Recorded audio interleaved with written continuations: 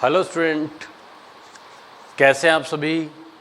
तो आज का हमारा नेक्स्ट लेक्चर होगा 10+1 अकाउंट्स का और हम डिस्कस करने जा रहे हैं और बेसिक टर्म्स। कुछ हमने डिस्कस कर लिया था जैसे कैपिटल और type of assets, liabilities and their type और एक्सपेंस। तो आज हम जो नेक्स्ट पॉइंट डिस्कस करने जा रहे हैं उसका नाम है, मान लीजिएगा हम डिस्कस कर लेते हैं ड्राइंग। ठीक है बेटा, देखिए ड्राइंग क्या होती है।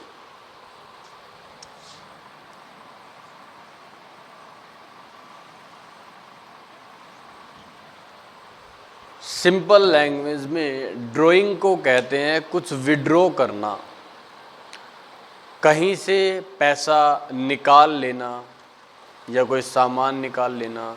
तो ड्राइंग यहाँ पर एक टेक्निकल वर्ड रहेगा और ड्राइंग जो है, देखिए उसके क्या मीनिंग निकलता है।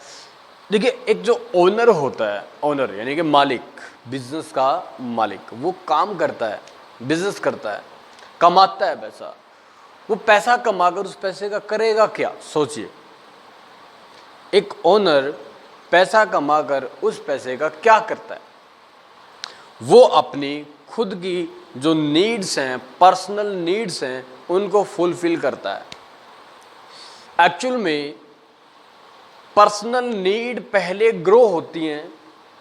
उन नीड्स को पूरा करने के लिए कोई पर्सन बिजनेस सेटअप करता है और बिजनेस करके जो वहां से पैसा कमाता है उसका यूज अपनी नीड्स को फुलफिल करने में करता है। तो पैसा उसके पास कहां से आया? बिजनेस से पैसा आया, कमाया बिजनेस में, वहां से निकाल लिया बिजनेस से और अपनी पर्सनल नीड पूरी कर ली। जैसे उसको गाड़ी लेनी है, एक पैसा कमाया, बिजनेस से पैसा कमाएगा वो और वहां से गाड़ी के लिए पैसा निकाल लेगा। 5 लाख 10 लाख रुपए जितने ही उसको जैसी गाड़ी लेनी है उसके हिसाब से वो पैसा निकाल लेगा। उसको घर लेना है, कमा रहा है कहाँ? बिजनेस में। घर उसकी पर्सनल नीड है, तो वो पैसा बिजनेस से कमा करके उसने उस पैसे से घर खरीद लिया। तो ये भी क्या कर रहा है? वो अपने पर्सनल नीड्स को फुलफिल कर रहा है। और सारा पैसा कहाँ से आ रहा है? उसकी कमाई। कमाई कहाँ से आती है? बिजनेस से कमाई आती है। तो कोई बिल्कुल सिंपल सा वर्ड है ड्राइंग। इस काम को ही ड्राइंग करना कहते हैं बेटा। पैसे का पर्सनल वे में यूज करना, बिजनेस के पैसे का पर्सनल वे में इस्तेमाल कर लेना, वही क्या होती है? ड्राइंग होती है। तो ड्राइंग को हम इस तरीके से लिखेंगे,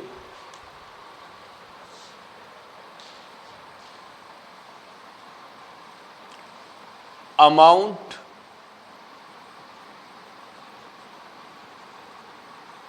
withdraw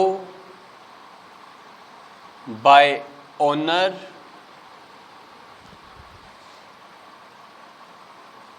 for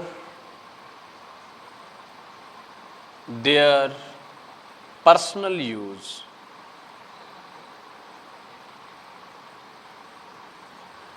personal use. Amount withdraw, amount यानी कुछ पैसा या फिर कुछ एसेट्स। वो गुड्स भी विड्रॉ कर सकता है। जैसे एग्जांपल लेते हैं हम, एक बिजनेसमैन है, एक बिजनेसमैन है, उसकी एक शॉप है, इलेक्ट्रिक आइटम की शॉप है, इलेक्ट्रिक आइटम्स हैं, फ्रिज, कूलर, एसी, है ना, लाइट का जो और इक्विपमेंट्स हैं, वो सारी चीज़ें वो रखता है। उसको घर में एक कूलर की ज़रूरत पड़ गई, कूलर की। बताओ वो कूलर कहाँ से लाएगा? अपनी दुकान से, किसी और की दुकान से? यस, अपनी दुकान से। क्या वो खुद पैसे भी देगा? कुछ नहीं, वो पैसे नहीं देगा। तो उस कूलर को जब वो अपने घर में यूज़ करेगा, होम घर में लेके जाएगा, तो उसने दुकान के सामान का घर में इस्तेमाल कर लिया। हाँ, इसके लिए वो पे करके आया है पहले, लेकिन पे बिजनेस ने किया हुआ है। जब बिजनेस के सामान को वो घर में इस्तेमाल करने के लिए यूज करेगा, तब भी ये क्या होगी बेटा? ड्राइंग होगी। कुछ दिनों के बाद इसने एसी ले लिया अपनी दुकान से अपने घर के लिए। तो जब आपको लगे ना कि ये पर्सनली यूज कर रहा है चीजों को, बिजनेस यूज ना कर, बिजनेस में होता तो बिकता, सेल करता बिजनेस। तो इसको कूलर का बिजनेस है, तो बिजनेस में क्या करते हैं हम, कूलर को सेल करते हैं। और ये क्या कर रहा है, ये अपने कूलर को या एसी को अपने घर में इस्तेमाल ला रहा है, तो यानी कि पर्सनली यूज कर रहा है। जब पर्सनली यूज करेगा तो वो चीज क्या बन जाएगी, ड्राइंग बन जाएगी बेटा। तो amount withdraw bye owner for the personal use is called drawing, उसको हम ड्राइंग बोलते हैं। हजारों एग्जाम्पल हैं आपके सामने।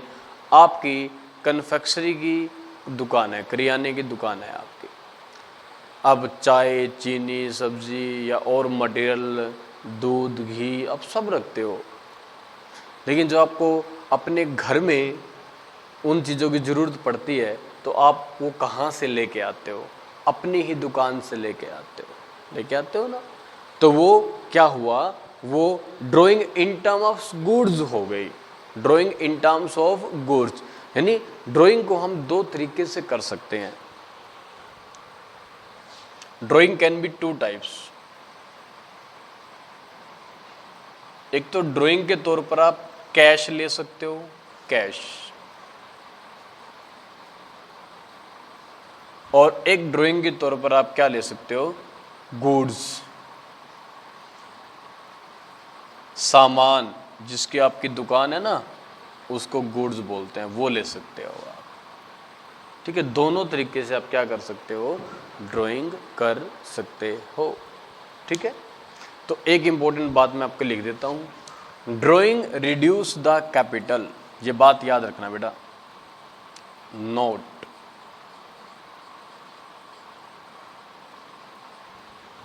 ड्राइंग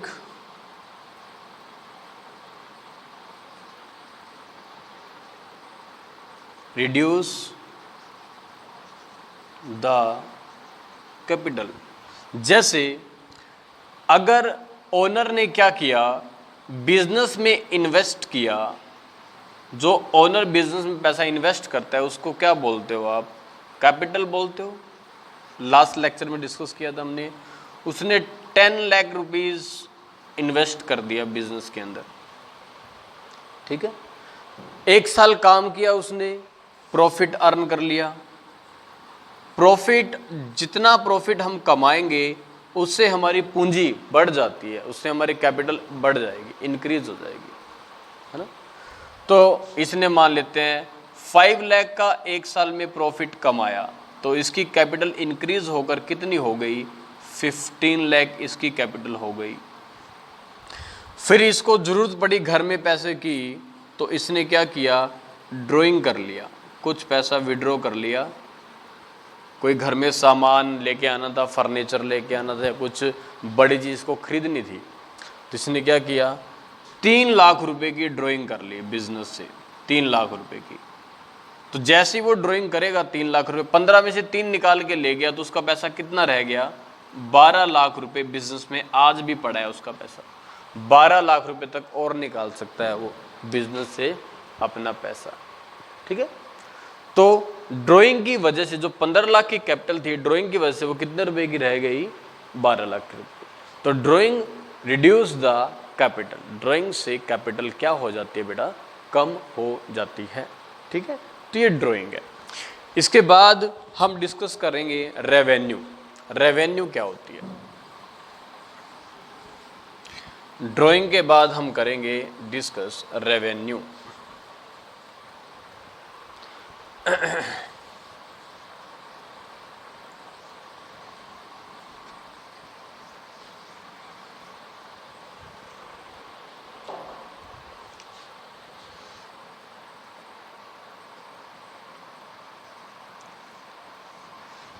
रेवेन्यू क्या होती है बेटा, ये भी एक सब टेक्निकल वर्ड है। रेवेन्यू का मतलब क्या होता है, किसी पैसे को रेवेन्यू बोलते हैं, लेकिन वो पैसा कहाँ से मिलना चाहिए, आपको मिलना चाहिए sale of goods and services. तो मैं लिख देता हूँ एक बार इसको, फिर समझते हैं।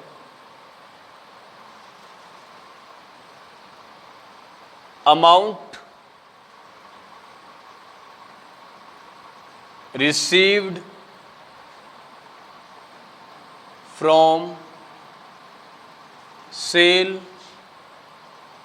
of goods and services is known as revenue. Known as revenue. जो पैसा आपको गुड्स को बेचने से, सर्विसेज को बेचने से मिलता है, वो आपकी रेवेन्यू है।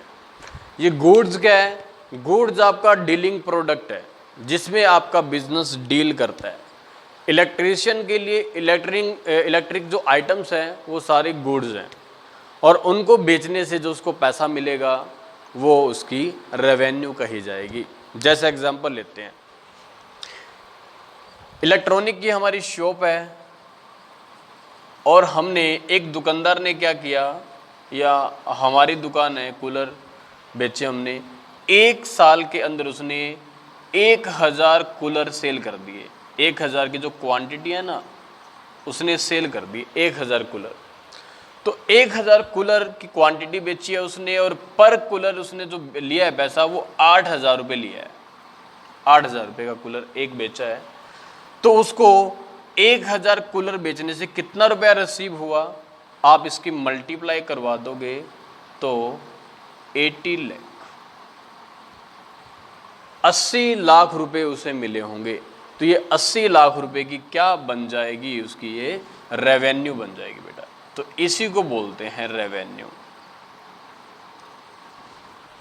एक कंपनी ने गाड़ियां बेची 1 साल के अंदर, 100 गाड़ियां, 10,000 गाड़ियां, 5,000 गाड़ियां, कि कोई भी एग्जांपल ले लो आप, उसको उसके प्राइस से मल्टीप्लाई करवा दो तो जितना रुपया उसको मिला होगा वो क्या होगी, उसकी अमाउंट ऑफ रेवेन्यू होगी। तो ये सर सर्विसेज क्या है? सर्विसेज भी बता देता हूँ आपको क्या है। जैसे ना बहुत सारे लोग प्रोडक्ट तो बेचते नहीं है, सर्विस बेचते हैं। जैसे हम लोग स्कूल्स हैं, वो क्या बेच रहे हैं? अपनी सर्विस बेच रहे हैं। हम कोई प्रोडक्ट आपको नहीं देते, हमारी सर्विस हम आपको प्रोवाइड करवाते हैं। हमारी नॉलेज के बेस पर हम आपकी नॉलेज को इंक्रीज करते हैं। किताबों में लिखी चीज़ों को हम मीनिंगफुल बनाते हैं, तो आप उसका अच्छे से मीनिंग फिर समझ सकते हो और उसको उसके बेस के ऊपर अपना करियर बढ़ाते हो आप आगे। तो हम आपको सर्विसेज प्रोवाइड कर रहे हैं बेटा, और इसके बदले में जो आप हमें फीस पे करते हो तो वो हमारे लिए रेवेन्यू का काम करेगी, वो हमारी रेवेन्यू है बेटा। एक लॉयर है, लॉयर क्या करता है? कोई प्रोडक्ट आपको नहीं बेचता। एक लॉयर क्या करता है? लॉयर अपनी सर्विसेज बेचता है आप लोगों को, और हर केस के हिसाब से वो क्या लेता है? आपसे पैसा लेता है। जितने केस उसने 1 साल के अंदर फाइट किए, पर केस उसको कितना रुपया मिला, उन केस को अलग अलग जोड़ लेंगे। जब टोटल करेंगे तो टोटल अमाउंट उसकी revenue from sale of service. तो रेवेन्यू कहाँ से मिली? सर्विस बेचने से मिली। टेलीकॉम ऑपरेटर्स हैं जो आपको डेटा देते हैं, जो आपको नेट कनेक्शन देते हैं, है ना, और आप कॉलिंग कर पाते हो, तो ये एसेस देते हैं आप लोगों को। तो वो लोग क्या आपको कोई प्रोडक्ट नहीं बेच रहे? प्रोडक्ट का मतलब कोई फिजिकली एग्जिस्टेंस होना चाहिए। तो जो आपको मोबाइल की सेवा मिल रही है, सर्विसेज मिल रही है, वो कोई प्रोडक्ट नहीं है, वो सर्विसेज मिल रही हैं आपको ऑपरेटर्स की तरफ से। और जो आप रिचार्ज करवाते हो वो उनकी रेवेन्यू बन जाती है। ठीक है, तो बहुत सारे एग्जांपल्स हैं हमारे पास। इंश्योरेंस कंपनी का एग्जांपल ले लो, वो भी सर्विसेज बेचती हैं आपको। गुड्स और सर्विसेज के लाखों एग्जांपल हैं आपके सामने। जितने भी तरह के प्रोडक्ट आपके आसपास पड़े हैं वो सभी प्रोडक्ट हैं, वो गुड्स हैं। कहीं ना कहीं से वो खरीद के लाए हो आप, वो बन के आए हैं, किसी ने आपको उसको बेचा है, तो उसको बेचने से जो पैसा मिलेगा वो रेवेन्यू होती है। आपने कहा, यानी क्या होता है, आपका एक्सपेंस दूसरे की रेवेन्यू। आप मार्केट में चले गए और आपने मार्केट में जाके बहुत सारी शॉपिंग करी, हर तरीके की शॉपिंग करी आपने। जो सामान आपको घर के लिए चाहिए था, कपड़े, शूज़, और भी जो चीज़ें आपको खाने पीने की जो चीज़ें चाहिए थी, आपने वो सब परचेज़ किया आपने। तो जो आपने एक्सपेंस किया वो सामने वाले की क्या बन गई, रेवेन्यू बन गई, उसको रेवेन्यू बोलते हैं बेटा। ठीक है, तो रेवेन्यू का मतलब क्या होगा, amount receive from sale of goods and services is known as revenue. कुछ लोग क्या करते हैं, बिल्डिंग बनाकर उसको रेंट पे दे देते हैं, तो रेंट रिसीव होना, उनको जो किराया मिलेगा, काम उनका रेंट पर देना है चीज़ों को, तो फिर जो रेंट उनको मिलेगा वो भी क्या है उनकी, वो क्या है, रेवेन्यू कहलाएगी बेटा।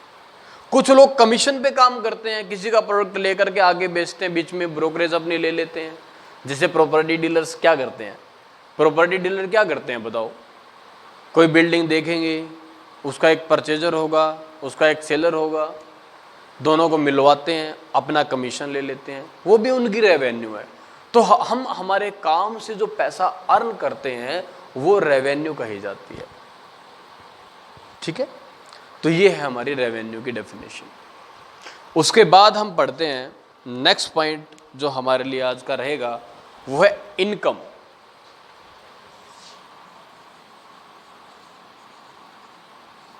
इनकम,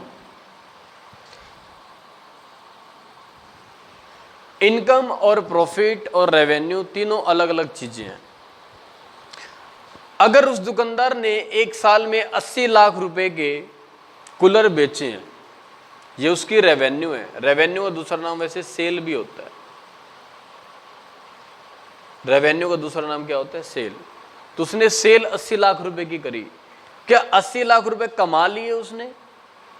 नहीं, इस कूलर को लाने में उसका खर्च भी हुआ होगा। यही 1000 कूलर की क्वांटिटी जब वो लेके आया था तो वो 6000 रुपए में इसको लेके आया था। 6000 में कितने रुपए के हो गए, 60 लाख रुपए तो इसका ये खर्च हो गया। 60 लाख रुपए के तो वो लेके आया था, बचा नहीं है उसको इतना पैसा। अब 20 लाख की बचत दिख रही है आपको, अभी नहीं, लाया होगा 1000 कूलर, उनको रखा भी होगा कहीं, उनको लाया होगा तो उसका किराया भी दिया होगा उस गाड़ी का, बार बार आए होंगे, 1000 कूलर कम तो होते नहीं है, पता नहीं कितने राउंड गाड़ी में आया होगा, वो गोडाउन लिया होगा, उसके लिए उसका किराया दिया होगा, लेबर रखी होगी जो बेचती है इन चीज़ों को, जो हेल्प करती है बेचने में, कस्टमर को घर तक पहुंचाया होगा आपने तो बहुत सारे खर्च करने पड़ते हैं हमारे को। तो 10 लाख रुपए हम एक्स्ट्रा खर्च मान लेते हैं, इसमें और खर्च हो गया होगा सारा किराया भाड़ा लगा करके, तो 70 लाख का तो खर्च हो गया इसका, जिसको हम एक्सपेंस बोलते हैं। इसको क्या बोलते हैं, एक्सपेंस बोलते हैं। ये रेवेन्यू है और ये एक्सपेंस है, इन दोनों के बीच के गैप को हम इनकम बोलते हैं। तो इनकम क्या है, रेवेन्यू ओवर एक्सपेंस। अगर रेवेन्यू हमारी ज्यादा है, खर्चे हमारे कम है, तो बीच का जो गैप आपको दिखाई दे रहा है वो आपकी इनकम है, कमाई है, वो बचत है आपकी। रेवेन्यू से ज्यादा हमारे रेवेन्यू ज्यादा हो जाए और एक्सपेंस कम पड़ जाए, जैसे 80 लाख हमारी रेवेन्यू है, सेल है, 80 लाख में से 70 लाख रुपए आप खर्च कर चुके हो, तो आपको कितने रुपए का मुनाफा आया, 10 लाख रुपए का मुनाफा आया। ये आपकी इनकम कही जाएगी बेटा, ये आपकी क्या कही जाएगी, इनकम। तो और लोग इसको प्रॉफिट भी कहते हैं, कॉमर्स वाले बच्चे इसे प्रॉफिट नहीं कहते, इसको इनकम कहते हैं। प्रॉफिट कुछ और चीज होती है।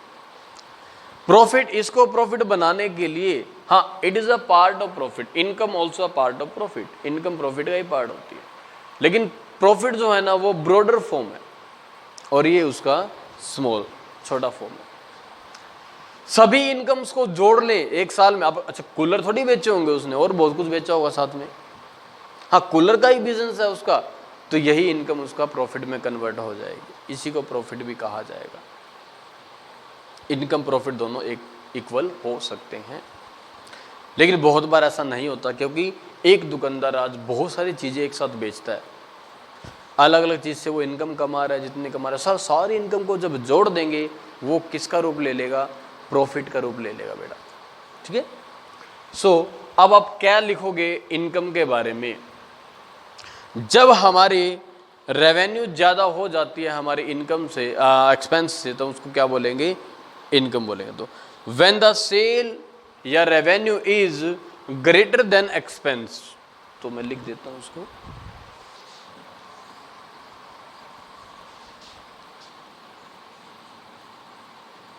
when the revenue is greater than the expenses, the gap is known as, this gap is known as income। यानी रेवेन्यू ज़्यादा है किससे, एक्सपेंसेस से। रेवेन्यू ज़्यादा है किससे, एक्सपेंसेस से, तो हम इसे क्या कहेंगे, इनकम। रेवेन्यू 10 लाख रुपए की है आपकी, मान लीजिएगा 7 लाख रुपए के आपके खर्च हो गए, तो आपको कितने रुपए की इनकम हुई, 3 लाख रुपीज़ की आपकी इनकम हो गई। 3 लाख रुपीज़ की आपकी क्या हो गई, इनकम हो गई। बात आ गई आपको समझ में। चलिए और बातें हम अगले लेक्चर में डिस्कस करेंगे। थैंक यू बेटा।